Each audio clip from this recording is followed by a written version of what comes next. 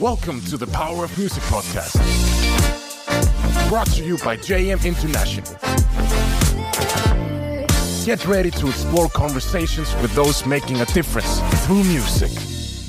Hello and welcome to the Power of Music podcast, brought to you by JMI, Jeunesse Musicales International, the global network of NGOs that empowers young people through music across all boundaries. In this episode, we're joined by Gustaf Bäckström Elmelid, International Coordinator for RMS in Sweden, Chair of the Imagine Music Experience, and Director of Unga, tankar musik. Gustaf plays a key role in connecting Sweden's national music programs to the broader JMI network, including Imagine Sweden, YAM, and Ethno Sweden, while also shaping initiatives that strengthen the role of young people in the music industry. We talk about why opportunities like Imagine are so vital for young musicians, offering a supportive, all-genre platform that prioritizes creativity, diversity, and professional development over pure competition. Gustaf shared his vision for shaping a more inclusive and forward-looking music industry in Sweden, and his ambition to see Imagine competitions taking place on every continent, giving young artists worldwide the chance to perform, connect, and grow. As always, if you enjoy our content, don't forget to subscribe, like, and rate the podcast. We hope you enjoyed the episode. Thank you so much for joining us today, Gustaf, for this episode. First, as always, can you share a little bit about your journey into music? Well, I was born into a musical family. Both my father and his brother, so my uncle, are Swedish folk musicians. They're fiddlers. My uncle, he actually was a professional musician during his whole career. Now he just retired. And my father was also a professional folk musician, folk fiddler, for a long time, until he got me.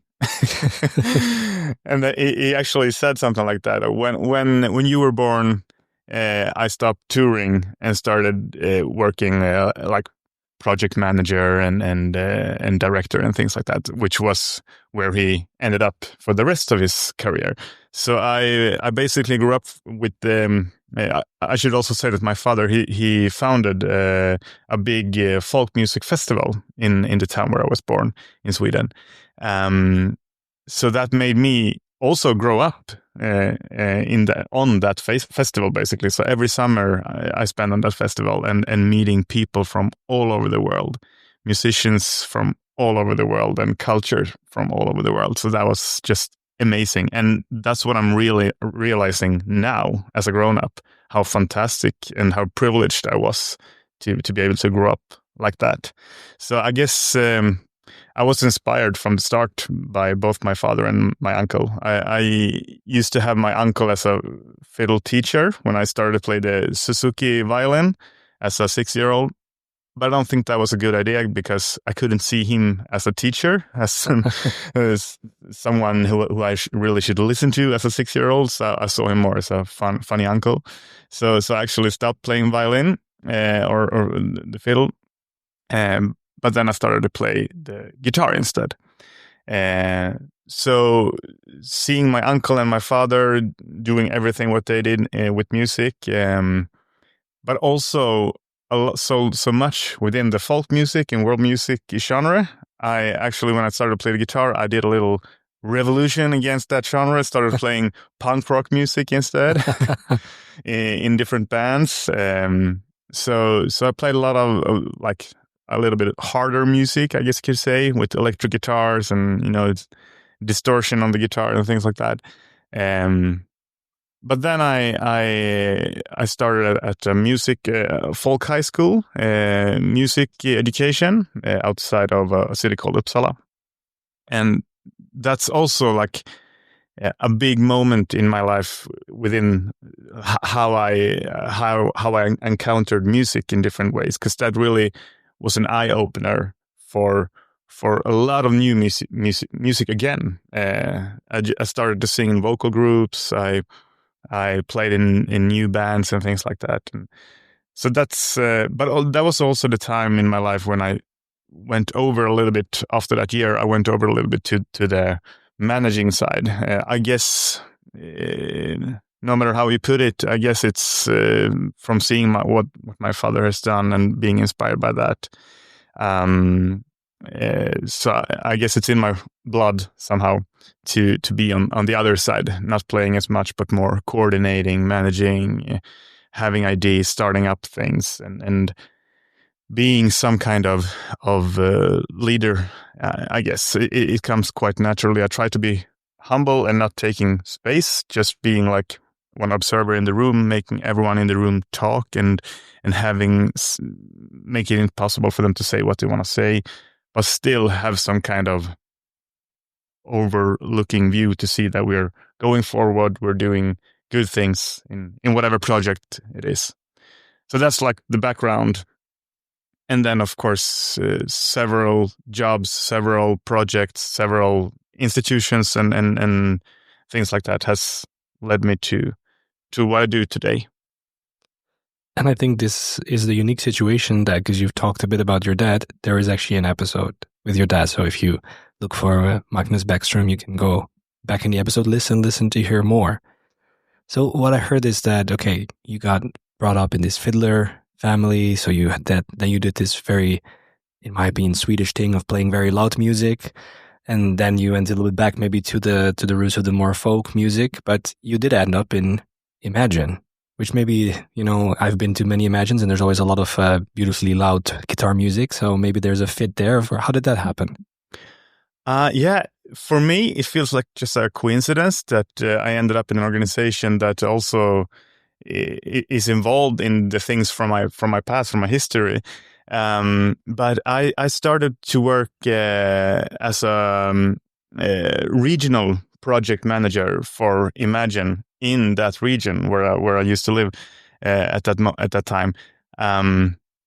And a couple of years after that, I stepped up to the role as the national coordinator of Imagine Sweden.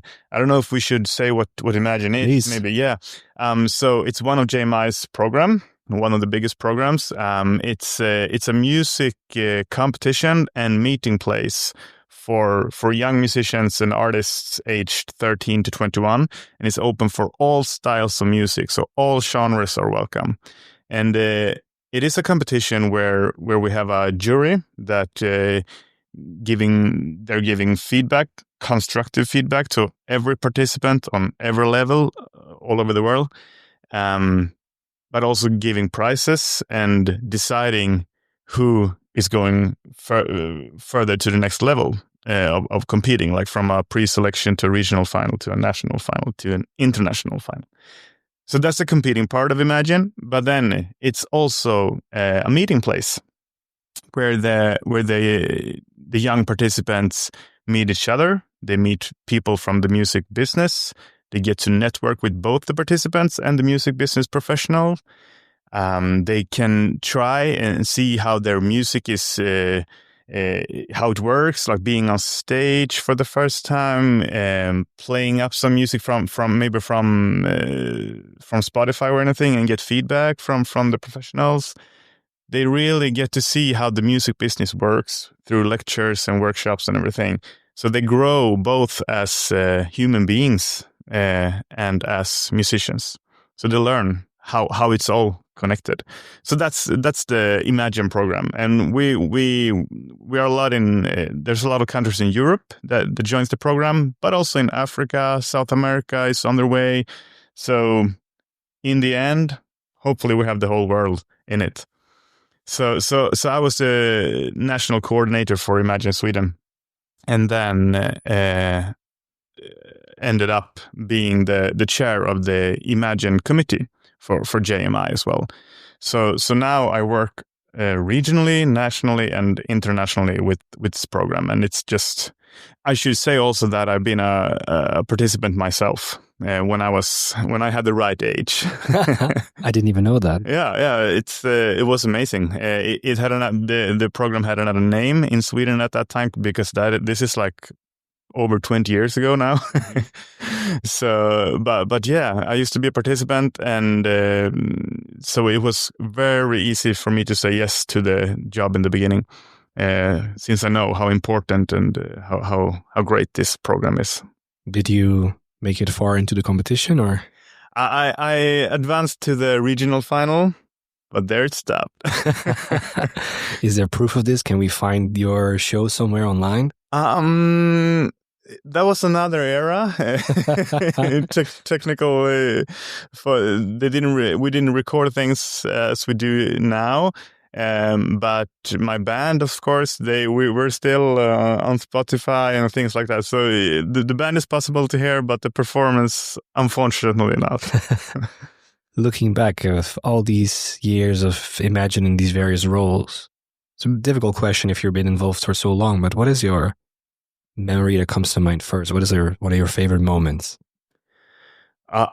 Actually, it's several moments, but they're all the same. It's all the same phenomenon. It's the participants standing in front of the stage where the other participants are playing when they are playing. So they are competing against each other, but that's not the feeling within the participants, and that's exactly what we want to achieve.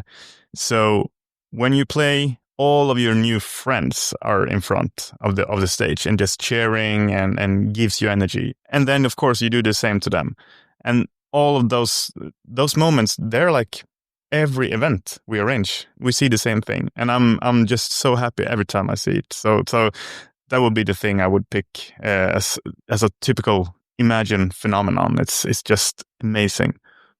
Yeah, I can attest. So I've been lucky to host some of the Imagine finals, the international finals, and there's always the other artists that are already done performing, dancing the most in the front, and it's really amazing to see. Yeah, it is. So what is next for Imagine? So next up, we always have, in the previous years, we've been having the international final in Brussels at a venue called Le Botanique. It's a very legendary venue. A lot of huge artists have played there, and we're having the final there each and every year as it looks of now. Which is great. And it's been growing for every year, organized better and better. The visibility is better and better. We get more and more audience, both physically at the venue, but also online. And we do online things like live streaming. The viewers can vote for their favorite artists, and we get a lot of interactions and YouTube chats and everything like that. So it keeps growing. But then, of course, I mean, we have 9 countries at the moment, and that's perfect for this format. Like when we have the actual international final on the show day, it's hard to fit more than 9 acts. But if we want to expand it even more and bring in the whole world, that creates new possibilities, but also challenges, of course. So then maybe we could have like regional Imagines, like Imagine Africa, Imagine Western Europe or Eastern Europe, or Imagine Americas and everything like that. That would be so cool. But that, of course, requires more of everything. But that's my dream, at least, to have that kind of development within the program. So to have regional finals and then one big global final where the representative of each region would come? Exactly. So instead of dividing the countries into pre-selections, regional finals, national final, we have like all over the world. So regional final would be, as I said, South America or Africa. That would be cool. That would be very cool. I'm seeing it also. Then there is even more diversification of music. Exactly. Because of course it was... all of the acts were great, but it was amazing to see Zimbabwe last year finally being able to come after not being able to make it the first year due to some logistical problems. And then winning, and what that means to them. That was fantastic. Exactly. For us to hear the music and meeting them, but also, of course, for the other participants, that we have representation from Africa. It's not only European countries coming, it's African participants as well, and that's just so amazing, and it creates so much new possibilities and opportunities for both the participants and for us who arrange. So so important. Wonderful. I'd like to also touch a little bit upon your new job, because you talked about it today, and I thought it sounded very interesting. Can you share a little bit about the think tank? Yeah. So I just started a new position in a think tank called Unga, tankar musik. In Swedish, it's young minds on music. So it's a think tank that works politically to try to change the music business in Sweden in a positive way.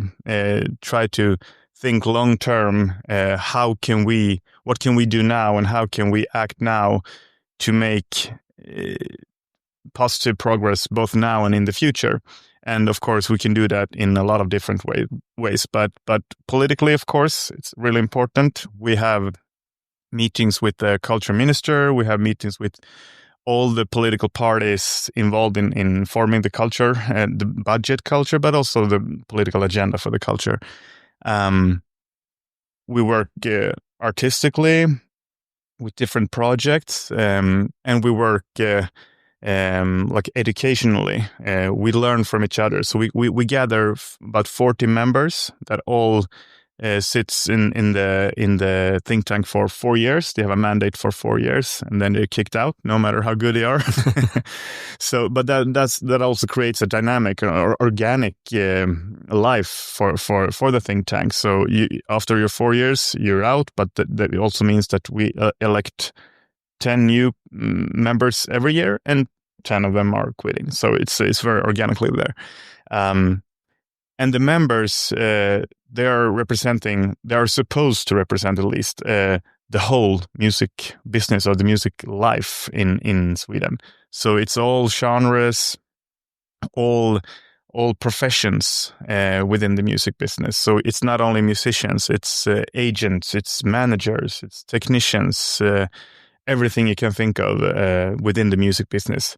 Of course, it's hard to represent the whole business with only 40 members, but we do our best, and we really aim to fill the gaps where we see we don't have a lot of metal musicians, for instance. Then we really focus on getting them to apply, because it's not only just, hey, I want to join, let's join. You need to apply. You need to be selected through quite a lot of applicants, and then in the end we have a external jury who chooses the ones who get in. But you should be a high profile person within your genre, but you should also really want something for the music life, of the music business in Sweden. Want to change, and you want to work for it. And what do you think are the main topics or issues that you'd like to, or challenges that you'd like to tackle in the coming years, or let's say now? For the think tank? Yeah. Well, politically, there's at the moment there's a big discussion in Sweden about cutting the public funding of culture and attract more private funding. So, and I think a lot of institutions and a lot of people working within the music business in Sweden are not used to apply for money from the private sector. They don't know how to approach it. So we need to educate ourselves a lot, and we need to find new ways of collaborating with the private sector. So that's a big issue. The education system in itself has a lot of cracks in it, I guess you could say. We need to strengthen the whole educational system, all the way from the really, really small children for them being able to meet music early, and to have the teachers and pedagogues really making them meet music and learning, teaching them, so they in the end can teach the small children about music. But also, of course, all the way up to the highest educational levels. We need to really fill those gaps and do what we can just strengthen them. And we can do things. We can do different things with the knowledge of our members and with the network of our members. but also like try to learn from each other and then learn and then teach to the rest of the music business. So that's the first things that comes to my mind.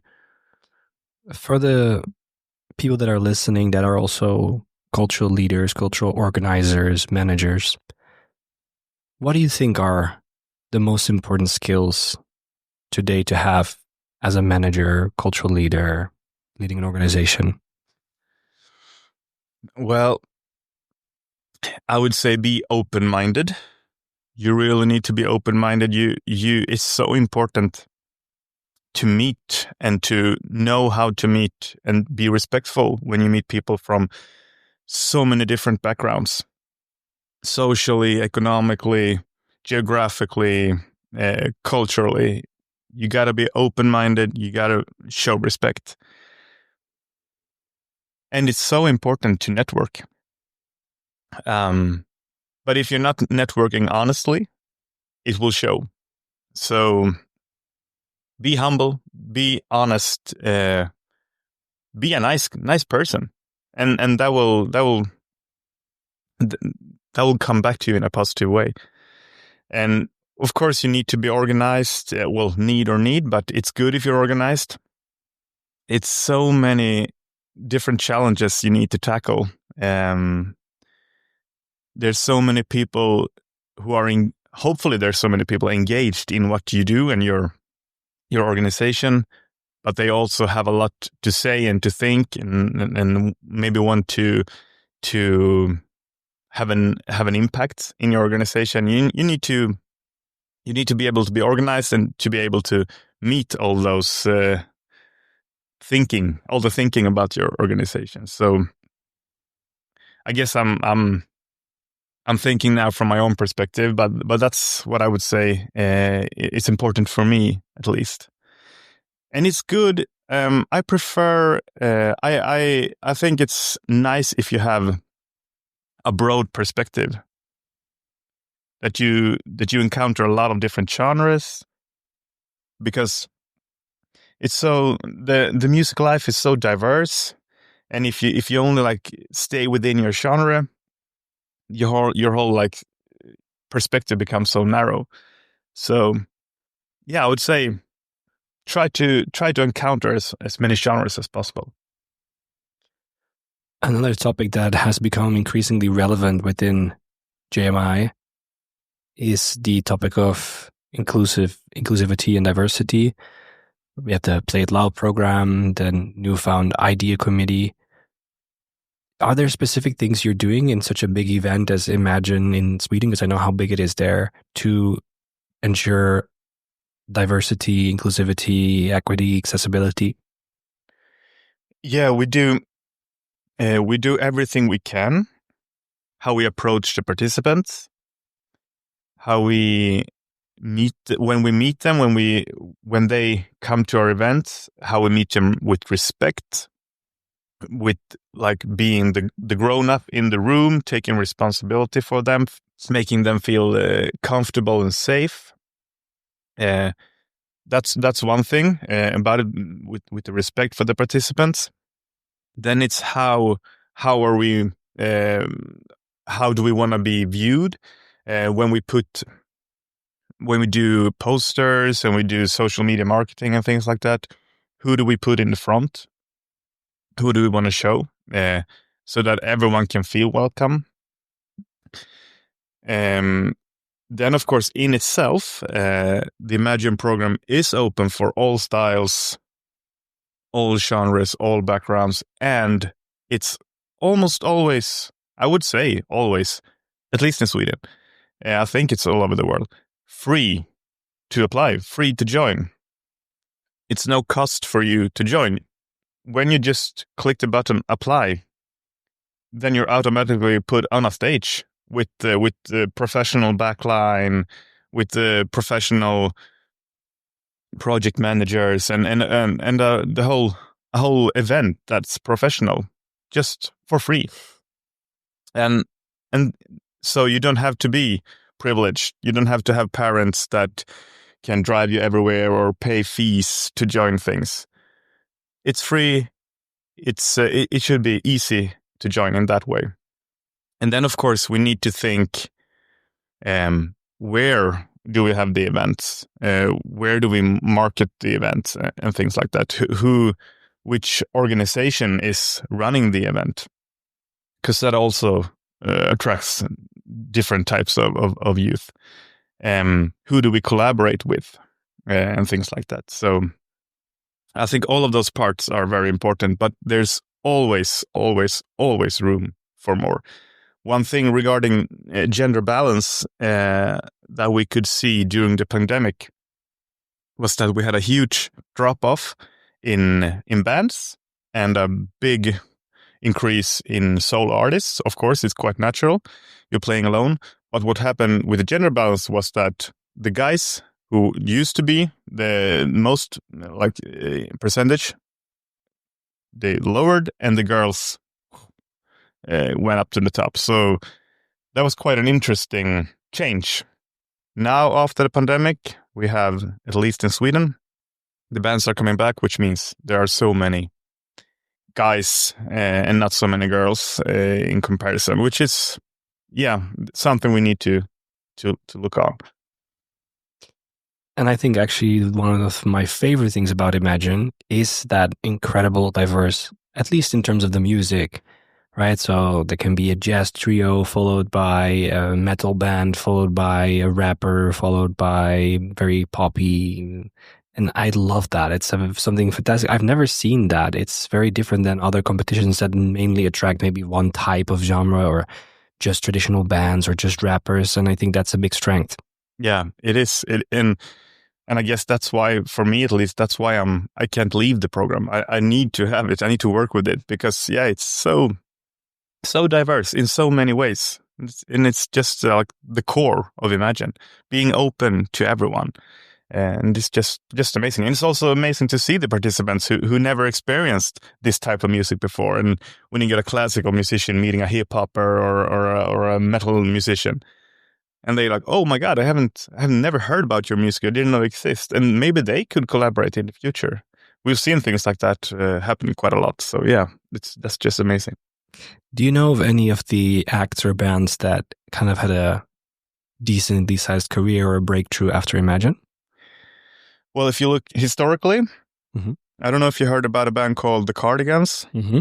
They used to join when it was called Musik Direkt in Sweden. They're quite internationally famous. We also have artists like José González, Lale, who are huge in Sweden. Maybe not as famous abroad. They mostly sing in Swedish, but other quite big stars in Sweden. But we also have an artist called Shellback, who's writing music for all of the huge American artists and Billboard lists on top all the time.